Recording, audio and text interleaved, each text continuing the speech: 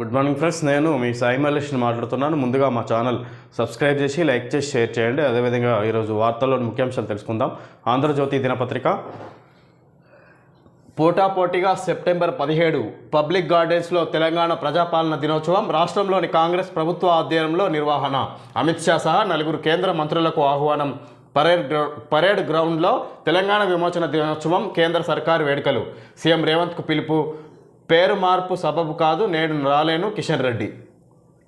తెలంగాణ విమోచన దినోత్సవం సెప్టెంబర్ 17 కాంగ్రెస్ ప్రభుత్వం ప్రజాపాలన దినోత్సవంగా నామకరణం చేసి ఇక్కడ సెప్టెంబర్ 17ను జరుపుకుంటున్నట్టుగా చూసుకోవచ్చు. దానికి అమిత్ షా కేంద్ర మంత్రులను కూడా ఆహ్వానించినట్టుగా చూసుకోవచ్చు ఈ సందర్భంగా.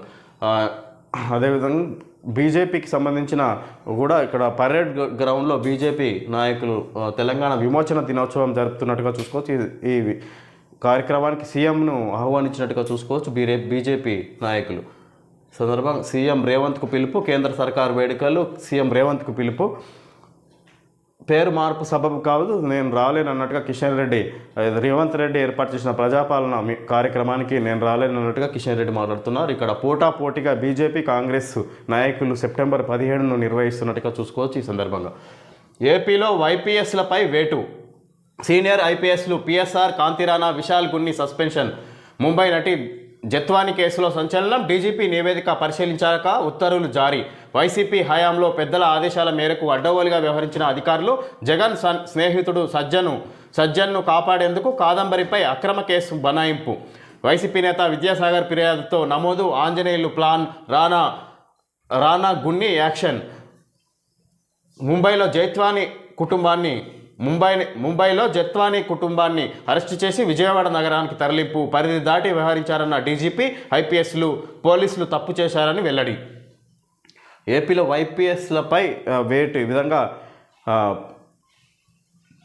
సీనియర్ ఐపీఎస్లు కాంతిరాణా, పిఎస్ఆర్, విశాల్ గున్ని సస్పెన్షన్ చేసింది ప్రస్తుత ప్రభుత్వం.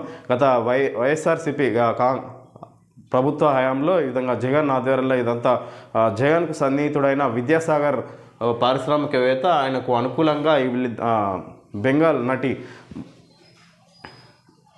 ముంబై నటి జైత్వాని కేసులో జైత్వానిని అక్రమ అరెస్టు చేసి ఇక్కడ ఆమెను ముంబై నుంచి విజయవాడకు తీసుకొచ్చి ఆమెను నిర్బంధించినట్టుగా చూసుకోవచ్చు. ఈ ముగ్గురు సందర్భంగా అక్రమ కేసు పెట్టిన సందర్భంగా ఈ ప్రస్తుత ప్రభుత్వం ఈ ముగ్గురిని సస్పెండ్ చేసినట్టుగా చూసుకోవచ్చు. ఈ విధంగా శాంతి భద్రతలకు సంబంధం లేని నాటి నిఘా విభాగాధిపతి పిఎస్ఆర్ ఆంజనేయులు జనవరి 31న తాడేపల్లిలోని సీఎం కార్యాలయానికి విజయవాడ సిపి కాంతిరాణా తాత, డీజీపీ విశాల్ గున్నిని పిలిపించుకొని ఒక మహిళ ముంబై నటి కాదంబరిని అన్యాయంగా కేసులో ఇరికించేందుకు కుట్ర చేశారు. వైసీపీ నేతలతో కలిసి చేసిన కుట్రలో ముగ్గురు ఐపీఎస్లు భాగస్వాములయ్యారు.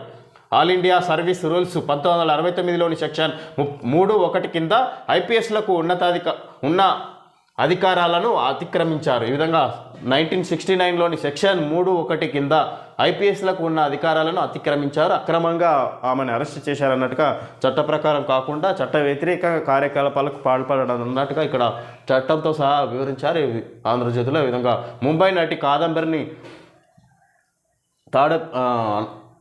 అన్యాయంగా కేసులో ఇరికించారన్నట్టుగా ఇక్కడ మనం చూసుకోవచ్చు. ఈ సందర్భంగా కాంతిరాణా తన పరిధిలోని స్టేషన్లో నమోదైన ఈ కేసు పర్యవేక్షణలో దారుణంగా విఫలమయ్యారు. మహిళను అరెస్టు చేసే ముందు ఫిర్యాదును పరిశీలించకుండా నిఘా చీఫ్ చెప్పగానే గుడ్డిగా ముంబైకి వెళ్లారు. జైత్వాని కేసులో నాటి విజయవాడ డీసీపీ విశాల్ గున్ని చర్యలు దుష్ప్రవర్తనకు ఏమాత్రం తీసిపోవు. బాధితురాలు వివరణ ఇచ్చేందుకు ప్రయత్నించినా వినకుండా ఏకపక్షంగా వ్యవహరించారు. ఐపీఎస్ల తీరును దుయ్యబడుతూ ప్రభుత్వానికి ఏపీ డీజీపీ సమర్పించిన 16 పేజీల నివేదికలోని అంశాలు. ఇలాంటి సమాచారం లేకుండా ఆమె బాధితురాలు చెప్తున్న వినకుండా కూడా ఇక్కడ ఏకపక్షంగా వ్యవహరించి ప్రభుత్వానికి అనుకూలంగా విద్యాసాగర్ను కాపాడేందుకు ఆమెను అరెస్ట్ చేసి ఇబ్బంది పాలు చేశారన్నట్టుగా చెప్పుకోవచ్చు. ఆ సందర్భంగా ముగ్గురిని ప్రస్తుత ప్రభుత్వం సస్పెండ్ చేసినట్టుగా చూసుకోవచ్చు. ఈ సందర్భంగా ఐపీఎస్లం అనే విషయాన్ని మరిచి ఏపీ జగన్ ప్రభుత్వ హయాంలో అడ్డగోలు పనులు చేసిన అధికారుల పాపం పండింది. అధికారాన్ని అడ్డుపెట్టుకొని విచ్చలవిడిగా చెలరేగిన ముగ్గురు సీనియర్ ఐపీఎస్లపై వేటు పడింది. ముంబై నటి కాదంబరి జైత్వాని వ్యవహారంలో ఇంటెలిజెన్స్ మాజీ చీఫ్ పిఎస్ఆర్ ఆంజనేయులు, విజయవాడ మాజీ పోలీస్ కమిషనర్ కాంతిరాణా తాత, విజయవాడ మాజీ డీసీపీ విశాల్ గున్నిని రాష్ట్ర ప్రభుత్వం సస్పెండ్ చేసింది. 100 గొడ్లను తిన్న రాబందు ఒక గాలివానకు కూలిపోయినట్లు లెక్కలేనన్ని అక్రమాలు చేసిన ఐపీఎస్లు ఎక్కడో ముంబైలో ఉండే ఒక మహిళ కన్నీటికి మూల్యం చెల్లించుకున్నారు. జైత్వాని ఫిర్యాదుతో కేసు నమోదు చేసి విజయవాడ పోలీసులు ఇచ్చిన నివేదికను డీజీపీ ద్వారకా తిరుమలరావు ప్రభుత్వానికి నివేదించారు. దీన్ని పరిశీలించిన ప్రభుత్వం 3 ఐపీఎస్ అధికారులను సస్పెండ్ చేశారు. విధంగా ఎన్నో అక్రమాలు చేసి అధికారంలో ఉంటున్న అధికారులను ఐపీఎస్ అధికారులను ఒక మహిళ కన్నీటి పాపానికి బలైనరు అన్నట్టుగా చెప్పుకోవచ్చు. ఈ సందర్భంగా ఆంధ్రజ్యోతి వివరించినట్టుగా మనం చూసుకోవచ్చు. ఈ విధంగా 3 అధికారులను ఉన్నతాధికారులను ప్రస్తుత ప్రభుత్వం సస్పెండ్ చేసినట్టుగా చూసుకోవచ్చు. రాజీనామా చేస్తా, పదవి నుంచి తప్పుకుంటానని ఢిల్లీ సీఎం కేజ్రీ ప్రకటన. ఇది నాకు నేను విధించుకునే అగ్ని పరీక్ష. పార్టీని చీల్చేందుకు బీజేపీ కుట్రలు, దేవుడు అండగా ఉండి రక్షించాడు. రాజ్యాంగాన్ని కాపాడాలనే ఇంతకాలం రాజీనామా చేయలేదు. నిర్దోషిగా నిరూపించుకునే వరకు ముఖ్యమంత్రి కుర్చీలో కూర్చోను. నవంబర్లోనే ఎన్నికలు నిర్వహించాలి. సీఎం పదవిని ప్రజా కోర్టు నిర్ణయిస్తుంది. కార్యకర్తల భేటీలో కేజ్రీవాల్ వ్యాఖ్యలు. కొత్త సీఎంగా అతిషికి అవకాశాలు. హర్యానాపై దృష్టి సారించనున్న కేజ్రీ. ఆయన రాజీనామా గుమ్మిక్కు కాంగ్రెస్, అది పబ్లిసిటీ కోసం నాటకం బీజేపీ. ఈ విధంగా రాజీనామా మద్యం కుంభకోణం కేసులో అరెస్ట్ అయి విడుదలైన ఢిల్లీ సీఎం కేజ్రీవాల్ విధంగా సంచలన ప్రకటన చేశారు. తన ముఖ్యమంత్రి పదవికి రాజీనామా చేసి మధ్యంతర ఎన్నికలు నిర్వహిస్తాము, నా విశ్వసనీయత పరీక్షించుకుంటున్నాను అన్నట్టుగా చెప్పుకొచ్చారు. ఇక్కడ బీజేపీ నన్ను ఇబ్బందుల పాలు చేస్తుంది, అక్రమ కేసులు పెట్టి ఇబ్బంది పెడుతుంది అన్నట్టుగా చెప్పుకొచ్చారు. ఈ సందర్భంగా ఢిల్లీ సీఎం కేజ్రీవాల్ ఢిల్లీ అసెంబ్లీ ఎన్నికలను ఫిబ్రవరిలో కాదు నవంబర్లోనే నిర్వహించాలని ఎన్నికల సంఘాన్ని డిమాండ్ చేస్తున్నా. మహారాష్ట్రతో పాటు ఢిల్లీ ఎన్నికలు జరగాలి. ఇంటింటికి వెళ్ళి ఓట్లు అడుగుతా. నేను నిర్దోషినని నమ్మితేనే ఓట్లు వేయాలని ప్రజలను కోరుతా. ఢిల్లీ సీఎం కేజ్రీవాల్ తమ వెంట ఉండి ముందుకు నడిపించారని, దేవుడిచ్చిన ధైర్యంతోనే శత్రువులపై పోరాడుతామని ఆమ్ ఆద్మీ పార్టీ చీఫ్ అరవింద్ కేజ్రీవాల్ సంచలన నిర్ణయాన్ని ప్రకటించారు. 2 రోజుల్లో సీఎం పదవికి రాజీనామా చేస్తానని వెల్లడించారు. నేను నిర్దోషిగా నిరూపించుకునేంత వరకు సీఎం పదవిలో ఉండను. వచ్చే ఎన్నికల్లో ప్రజలు ఆఫ్ను గెలిపించి అధికారం కట్టబెట్టే వరకు ఈ సీఎం పీఠాన్ని అధిరోహించను అని వ్యాఖ్యానించారు. రాజీనామా తర్వాత తదుపరి సీఎంను ప్రకటిస్తామని పేర్కొన్నారు. ఆదివారం ఢిల్లీలోని ఆఫ్ కార్యాలయంలో ఏర్పాటు చేసిన కార్యకర్తల సమావేశంలో కేజ్రీవాల్ ఈ వ్యాఖ్యలు చేశారు. ఆఫ్ కష్టాల్లో ఉన్నప్పుడు భగవంతుడే తమ వెంట ఉండి ముందుకు నడిపించారని, దేవుడిచ్చిన ధైర్యంతోనే శత్రువులపై పోరాడుతామని ఉద్ఘాటించారు. కాగా ఢిల్లీ లిక్కర్ స్కామ్ కేసులో సుప్రీంకోర్టు శుక్రవారం కేజ్రీవాల్కు బెయిల్ మంజూరు చేసిన విషయం తెలిసిందే. 6 నెలలుగా జైల్లో ఉన్న ఆయన సుప్రీంకోర్టు తీర్పుతో విడుదలయ్యారు. అప్పుడే విలేకరులతో మాట్లాడుతూ దేశాన్ని బలహీనపరుస్తూ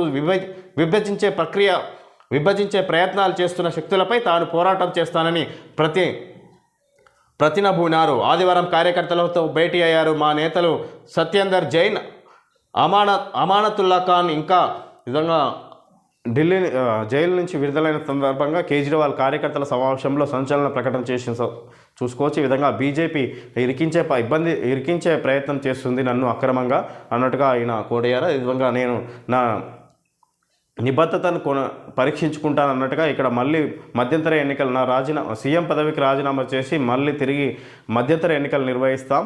దానికి ఎన్నికల కమిషన్ ఈసీ సపోర్ట్ చేయాలన్నట్టుగా త్వరలో ఎన్నికలు నిర్వహించాలన్నట్టుగా చెప్పుకొచ్చారు ఢిల్లీ సీఎం కేజ్రీవాల్.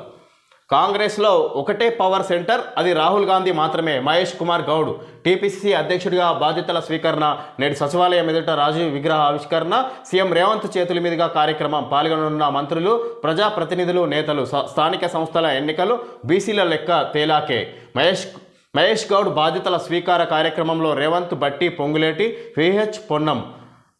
4 నెలల్లో బీసీ జనాభా వివరాలు తీస్తాం. ఎన్నికల్లో ఎవరి వాటా వారికి ఇస్తాం. కాంగ్రెస్ కార్యకర్తలను గెలిపించుకుంటాం. మా క్యాడర్ జోలికి వస్తే ఒళ్ళు చింతపండే. మన వాళ్ళ ఇంటికి వస్తామని వాళ్ళే అన్నారు. తీరా మన వాళ్ళే వెళ్తే తన్నారంటున్నారు. చూసుకుందాం రమ్మని ఎందుకు పిలిచినట్లు. రాజీనామా చేస్తానన్న సన్యాసి ఏమయ్యాడు? మహేష్ గౌడ్ టీపీసీసీ చీఫ్ కావడం సంతోషకరం. ఇద్దరం సమన్వయంతో పనిచేస్తాం. సీఎం రేవంత్ రెడ్డి. మహేష్ గౌడ్ బాధ్యతల స్వీకారంలో వ్యాఖ్యలు. విధంగా సీఎం రేవంత్ రెడ్డి నూతన అధ్యక్షుడిగా పీసీసీ చీఫ్గా నియమితులైన మహేష్ గౌడ్ బాధ్యతల ప్రమాణ స్వీకారం సందర్భంగా సీఎం రేవంత్ రెడ్డి మాట్లాడినట్టుగా చూసుకోవచ్చు. ఇక్కడ బీసీ కులగణన తర్వాత, బీసీ లెక్క తేలిన తర్వాతనే స్థానిక సంస్థలు నిర్వహిస్తాం. మా కాంగ్రెస్ కార్యకర్తలను గెలిపించుకుంటామన్నట్టుగా సీఎం రేవంత్ రెడ్డి మాట్లాడారు. అదేవిధంగా ఇక్కడ మా కార్యకర్తల జోలికి వస్తే ఒళ్ళు చింతపండు చేస్తామన్నట్టుగా మాట్లాడారు. బీఆర్ఎస్కి చెందిన బీఆర్ఎస్ నాయకులను ఉద్దేశించి మాట్లాడినట్టుగా చూసుకోవచ్చు. ఇక్కడ వాళ్ళే ఇంటికి రమ్మని పిలిచి ఈ విధంగా చూసుకుందాం రమ్మని ఎందుకు పిలిచినట్టు, తర్వాత తీరా మన వాళ్ళే వెళ్తే తన్నారు అంటున్నారు. ఈ విధంగా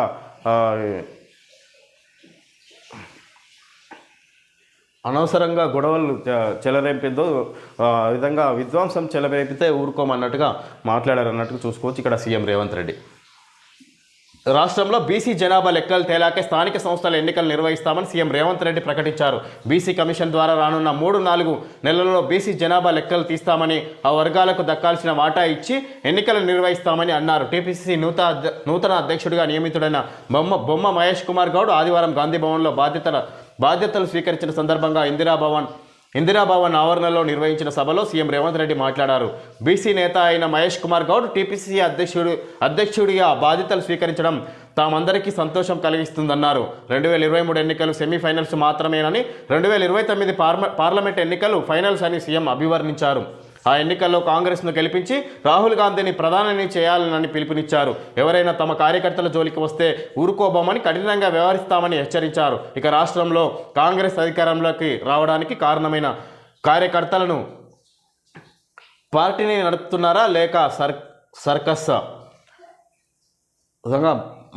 టీపీసీసీ చీఫ్ అధ్యక్షుడిగా బాధ్యతలు చేపట్టిన మహేష్ కుమార్ గౌడ్ ప్రమాణ స్వీకారం సందర్భంగా సీఎం రేవంత్ రెడ్డి పాల్గొని ఈ విధంగా మాట్లాడినట్టుగా చూసుకోవచ్చు. ఇక్కడ స్థానిక సంస్థలు బీసీ కులగణన తేలినాక పూర్తయిన తర్వాతనే నిర్వహిస్తాం, మా కార్యకర్తలను గెలిపించుకుంటాం అన్నట్టుగా చెప్పుకొచ్చారు సీఎం రేవంత్ రెడ్డి. వచ్చే ఇవి సెమీఫైనల్స్ మాత్రమే. ఇంతకుముందుకు 2023లో జరిగిన ఎన్నికలు, 2029లో జరిగే ఫైనల్స్ ఎలక్షన్లు, అందులో రాహుల్ గాంధీని ప్రధానమంత్రిని చేస్తాం గెలిపించుకొని అన్నట్టుగా మాట్లాడారు సీఎం రేవంత్ రెడ్డి. పార్టీని నడుపుతున్నారా లేక సర్కస్సా అనే ఒకే అంశంపై సీఎం మంత్రులు తలో మాట మాట్లాడతారేంటి? నా ఎత్తుపైన పదే విమర్శిస్తే సన్నాసి లిల్లీపుట్ అని అనలేనా? రేవంత్ పదవిలో ఉండేది 5 ఏళ్లే, సీఎంపై హరీష్ రావు ధ్వజం. విధంగా రేవంత్ పదవిలో ఉండేది 5 ఏళ్ళ, ఇక్కడ సీఎం హోదాలో ఉండి నా ఎత్తు గురించి మాట్లాడతారా అన్నట్టుగా నేను అనలేనా, లిల్లీపుట్టు సన్నాసి అని అనలేనా అన్నట్టుగా సీఎం రేవంత్ రెడ్డిని ఉద్దేశించి మాట్లాడినట్టుగా చూసుకోవచ్చు హరీష్ రావు. వైద్యానికి 5,000 కోట్లు ప్రపంచ బ్యాంక్ సాయం కోసం సర్కారు యత్నం. ప్రతి 30 కిలోమీటర్లకు ఒక trauma care centre, dialysis, cancer పరీక్షా కేంద్రాల ఏర్పాటు, 8 నిమిషాల్లోనే బాధితుల వద్దకు అంబులెన్స్, డయాగ్నోస్టిక్ కేంద్రాల బలోపేతంపై ప్రతిపాదనలు. రాష్ట్రంలో కాంగ్రెస్ ప్రభుత్వం వైద్య ఆరోగ్య శాఖలో విప్లవాత్మక మార్పులకు శ్రీకారం చుట్టింది. ప్రజా ఆరోగ్యాన్ని బలోపేతం చేసి సామాన్య ప్రజలకు ప్రభుత్వ వైద్యాన్ని మరింత చేరువ చేయాలని చూస్తుంది. వైద్య రంగంలో మౌలిక సదుపాయాలను మెరుగుపరిచేందుకు ప్రణాళికలు రూపొందిస్తుంది. ఇందుకోసం ప్రపంచ బ్యాంక్ సాయం కోరాలని యోచిస్తుంది. వైద్య ఆరోగ్య విభాగంలో చేపట్టనున్న వివిధ కార్యక్రమాలకు సుమారు 5,000 కోట్ల సాయాన్ని పొందేందుకు ప్రతిపాదనలకు వైద్య ఆరోగ్య శాఖ సిద్ధం చేస్తుంది. వీటిని తొలుత కేంద్ర ఆరోగ్య శాఖకు పంపుతారు. ఇప్పటికే అమల్లో ఉన్న పథకాలు, కొత్తగా చేపట్టాలనుకునే పథకాలకు అవసరమైన మానవ వనరులు, ఇతర సౌకర్యాలు, ఈ విధంగా వైద్యానికి 5,000 కోట్లు ప్రపంచ బ్యాంకు సాయం కోసం సర్కారు ప్రయత్నం. ఇప్పటికే కేంద్ర ప్రభుత్వానికి సంబంధించిన ఆరోగ్య శాఖకు కొన్ని నివేదిక ఇచ్చారు కేంద్రం నుంచి కొంత, అదేవిధంగా ప్రపంచ బ్యాంకు నుంచి కొంత 1,000 కోట్లు సాయం కోసం సర్కారు యత్నం అన్నట్టుగా చూసుకోవచ్చు. ప్రతి 30 కిలోమీటర్ల కోటి ట్రామా కేర్ సెంటర్ను ఏర్పాటు చేయనున్నట్టుగా, దానికోసం 5 కోట్ల నిధులు సమకూర్చే ప్రయత్నంలో ఉన్నట్టుగా చూసుకోవచ్చు రాష్ట్ర ప్రభుత్వం. ఈ విధంగా దానికోసం ఇక్కడ ట్రామా కేర్ సెంటర్ నిర్వహించి అక్కడ డయాలసిస్, క్యాన్సర్ పరీక్షా కేంద్రాలు, డ్రగ్స్ నియంత్రణకు సంబంధించిన వాటికి నిరోధకాలను కూడా ఇందులో చర్యలు తీసుకునే అవకాశం ఉన్నట్టుగా చూసుకోవచ్చు. ఈ సందర్భంగా ఇక్కడ పేషెంట్ల వద్దకు ముఖ్యంగా 5-10 నిమిషాల్లోనే బాధితుల పేషెంట్లను అంబులెన్స్ చేరుకొని వాళ్ళని పరిరక్షించే విధంగా వైద్య సదుపాయాలు అందించే విధంగా సర్కారు కసరత్తు చేస్తున్నట్టుగా చూసుకోవచ్చు. దానికోసం 5,000 కోట్లు ప్రపంచ బ్యాంక్ సాయం కోరే విధంగా ప్రయత్నిస్తున్నట్టుగా మనం సందర్భంగా తెలుసుకోవచ్చు. జమిలీ ఈ టర్ములోనే ఒకే దేశం ఒకే ఎన్నికలు, అన్ని పార్టీల మద్దతుపై మోడీ సర్కార్ ఆశాభావం. ఎన్డీఏ పక్షాల మధ్య సమన్వయం బేష్. ఈ బంధం 5 ఏళ్లు కొనసాగుతుంది. త్వరలోనే జనాభా లెక్కల సేకరణ, కుల గణనపై ఇంకా నిర్ణయించలేదు కేంద్ర ప్రభుత్వ వర్గాల వెల్లడి. విధంగా జమిలీ ఎన్నికలు ఈ టర్మ్లోనే ఇక్కడ దేశం మొత్తం ఒకేసారి ఎన్నికలు నిర్వహించే విధంగా కేంద్ర ప్రభుత్వం ప్రయత్నాలు చేస్తున్నట్టుగా చూసుకోవచ్చు. దేశం మొత్తం ఎన్నికలు జరిగే జమిలీ ఎన్నికలు ఈ టర్మ్లోనే నిర్వహించే విధంగా కేంద్ర ప్రభుత్వం ప్రయత్నాలు చేస్తున్నట్టుగా చూసుకోవచ్చు. ఒకే దేశం ఒకే ఎన్నికకు అన్ని పార్టీల మద్దతుపై మోడీ సర్కార్ ఆశాభావం. ఎన్డీఏ పక్షాల మధ్య సమన్వయం బేష్ ఈ బంధం 5 ఏళ్లు కొనసాగుతుంది. త్వరలోనే జనాభా లెక్కల సేకరణ మరోసారి కేంద్ర ప్రభుత్వం నిర్వహించబోతున్నట్టుగా చూసుకోవచ్చు. కులగణనపై ఇంకా నిర్ణయించలేదు. కులగణన ఇంకా ప్రాసెస్ ఇంకా స్టార్ట్ చేయలేదన్నట్టుగా కేంద్ర ప్రభుత్వ వర్గాల నుంచి మనం సమాచారం వచ్చినట్టుగా తెలుసుకోవచ్చు. గణేష ట్యాంక్ బండ్ పిలిచే హుస్సేన్ సాగర్ తీరాన నిమజ్జనానికి తొలగిన అడ్డంకులు. అధికారులు అనుమతి ఇవ్వకుంటే ఎక్కడి విగ్రహాలు అక్కడే. గణేష్ ఉత్సవ సమితి హెచ్చరిక. ట్యాంక్ బండ్పై ఫ్లెక్సీల తొలగింపు. దిగొచ్చిన అధికార యంత్రాంగం. ఖైరతాబాద్ గణపతి దర్శనానికి ఒక్కరోజే 6 లక్షల మంది రాక. ట్రాఫిక్ జామ్ సొమ్మసిల్లిన కొందరు. విధంగా హుస్సేన్ సాగర్లో విగ్రహాలను నిమజ్జనం చేసేదానికి ప్రభుత్వం కొంతవరకు పర్మిషన్ ఇవ్వకపోతే దానికి సంబంధించిన గణేష్ ఉత్సవ సమితి హెచ్చరించింది. ఎక్కడ విగ్రహాలు అక్కడనే నిలిచిపోతే హైదరాబాద్ ట్రాఫిక్తో నిండిపోతుంది అన్నట్టుగా హెచ్చరించింది. దాంతో ఏమంటే దిగొచ్చిన అధికార యంత్రాంగం పర్మిషన్ ఇచ్చిందంటగా చూసుకోవచ్చు. ఇక్కడ హుస్సేన్ సాగర్లో నిమజ్జనం చేయడానికి విధంగా నిన్న ఒక్కరోజే ఖైరతాబాద్ గణపతికి 6 లక్షల మంది భక్తులు వచ్చినట్టుగా చూసుకోవచ్చు. ట్రాఫిక్ జామ్ సొమ్మసిల్లు కొంతమంది అన్నట్టుగా మనం సందర్భంగా చూసుకోవచ్చు. ప్రధాని మోడీపై పుతిన్ గుర్రు. జెలెన్స్కీతో భేటీపై రష్యా అధ్యక్షుడి అసంతృప్తి. ప్రధాని ఆదేశంతో హుటాహుటిన రష్యాకు దోబాల్. ఉక్రెయిన్ అధినేతతో సమావేశంపై వివరణ. పుతిన్తో చర్చల వీడియోను విడుదల చేసిన స్పుత్నిక్. ఈ విధంగా ప్రధాని మోడీపై రష్యా అధ్యక్షుడు పుతిన్ ఆగ్రహం వ్యక్తం చేసినట్ట. ఎందుకంటే దానికి శత్రు దేశమైన ఉక్రెయిన్ కలిసి చర్చించిన సందర్భంగా ఉక్రెయిన్ దేశం వెళ్ళి ప్రధాని మోడీ కలిసి వచ్చిన సందర్భంగా ఇక్కడ రష్యా అధ్యక్షుడు కోపం చూపించినట్టుగా చూసుకోవచ్చు. దానికో ఎమ్మడే ప్రధాని మోడీ రెస్పాండ్ అయి మన దేశ అధినేత పుతిన్తో చర్చల వీడియోను విడుదల చేసిన స్పుత్నిక్. దానికి సంబంధించి మన ప్రధాని ఆదేశంతో హుటాహుటిన రష్యాకు దోబాల్. ఈ విధంగా మన భారతదేశ ప్రతినిధిని ఎమ్మడే రష్యా అధ్యక్షుని దగ్గరికి పంపించి ఇక్కడ విడుదల చేసిందంట. దానికి సంబంధించి చర్చల వీడియోని. రష్యా ఉక్రెయిన్ యుద్ధం నానాటికి తీవ్రమవుతుండగా ప్రధాని మోడీ ఉక్రెయిన్ వెళ్ళి ఆ దేశ అధ్యక్షుడు జెలెన్స్కీతో ముఖాముఖి చర్చలు జరపడంపై రష్యా అధ్యక్షుడు వ్లాదిమిర్ పుతిన్ అసంతృప్తిగా ఉన్నారా? ఇది తెలిసే ఆయనకు వివరణ ఇచ్చేందుకు మోడీ హుటాహుటిన జాతీయ భద్రతా సలహాదారు అజిత్ దోబాల్ను మాస్కోకు పంపారా? తాజా పరిణామాలు దీనినే సూచిస్తున్నాయి.